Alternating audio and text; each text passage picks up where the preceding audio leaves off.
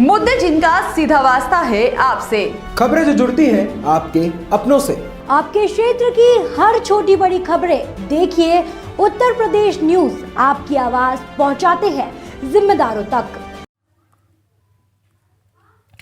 संबल से सनसनीखेज खुलासा, पोस्टमार्टम रिपोर्ट के खेल में फंसे 32 डॉक्टर, हत्या को सुसाइड और मामूली चोट को बना दिया गंभीर, 50,000 में बिक रही इंसाफ की रिपोर्ट।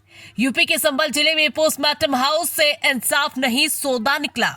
एक बड़े रैकेट का पर्दाफाश हुआ जिसमें सरकारी फार्मिस्ट, कंप्यूटर ऑपरेटर और 32 डॉक्टरों की मिलीभगत से पोस्टमार्टम रिपोर्ट्स को मनचाहा रूप दिया जा रहा है।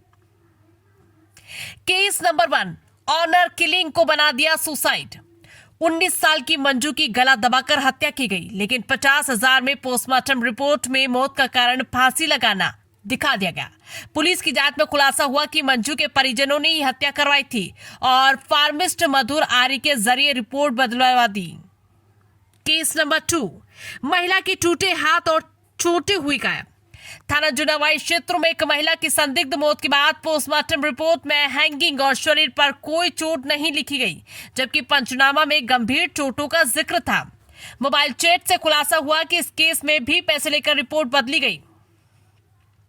केस नंबर 3, फौजी की पत्नी के बिस्तरा से हेरा फेरी। असमोली क्षेत्र में संदिग्ध मौत के केस में मृतका का बिस्तरा लैब भेजने की बजाय परिजनों को थमा दिया गया। मामला सामने आने के बाद बावजूद तत्कालीन डीएम ने उसे दबा दिया। जांच में क्या निकला?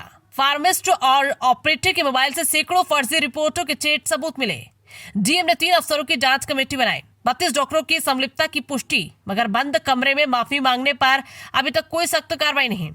सवाल ये कि अगर डॉक्टर ही रिपोर्ट बेचने लगे तो जनता कहां जाएगी? क्या मौत के बाद भी इंसाफ बिकेगा?